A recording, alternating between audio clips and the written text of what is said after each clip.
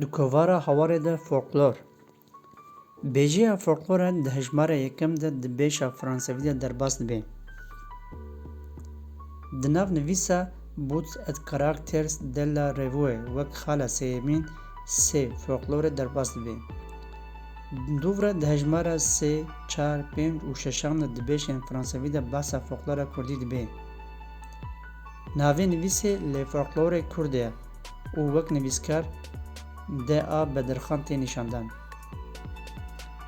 Di bêşên Kurdî de tenê di hejmara 29 de bi navê ji folklorê Lawûjê Mîr Mihemed li ser navê Herokul Ezîzan hatiye nivîsîn. Ji bilî vana bêjeyan folklorê derbas nabe. Di kovara hawarê mînakên folklora Kurdî. Çîrok, Ber Tevna Mehfûrê Celalet Elî Bedirxan hejmara çaremîn. Rindê û zîzê xwe yî hev û ji bavê xwe sêwî bûn, dest pê dike. Çîrok, Besraya Zêrîn Qedrîcan hejmara pêncemîn. Êdîn ji bona xwe jîn kêr nedît, serê xwe li zinarekê xist û perçivan mêjiyê xwe teqand. Bi vî dawî dibe. Stran Sêmalo Gundo hejmara şeşemîn bêşa Fransewî. Mînak, ez çûme derê çeman. Çemê sarin, zozanê bavê te bilind in, berf û baran lê dibarin. Îsa sala heftaya ben lawikê min ketiye, welatê xerîb û xurbetê sîng û berên min fadîlê, bê mihas û bêtimarin yar yar yar. Xopano Gundo. Çîrok, Dîk û Rovî Çîrokbêj hejmara şeşemîn. Dîk û Rovî di gundekî xerab de dîkek hilkişiya bi ser dîwarê xanîkî û bang dida. Roviyek daborî xwe da ber dîwêr û deng li dîk kir û got: Keko dîko çi dikî hêr?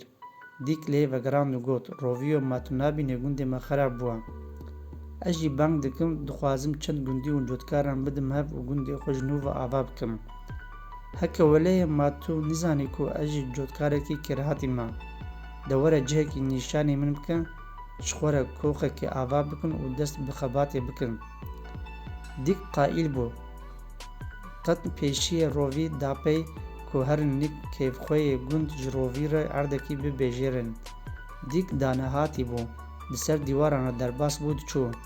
Gava gihiştin kavilekê, dîk xwe dahîlanî deng li ketxwê kir. Kelxwe rabû Rovî dîl. Kêfxweyê te tajiyekî ferîs bû. Rovî baz da, tajî ket pey. Da heta kuna wî. Sibêtir Rovî dîsan daborî. Dîk ew nas nekir. Çîroka ava kirin, gund jê re got. Rovî kenî û lê vegirand. Mextiraşo dîko, hetanî ku tu kizîrê vî gundî yî û tajî jî kêfxweyê wî ye, ev gund tu car ava nabe. Çîrok, Mar û Mirov Çîrokbêj hejmara şeşemîn. Stran Delalê Eyşê hejmara heftemîn bêşa Fransewî. Mînak, Delalê Eyşê Delalê Eyşê çiya bilind ez te nabînim. Destê xwe ser sînga lê bigerînim, li dinyayê weke te ez nabînim.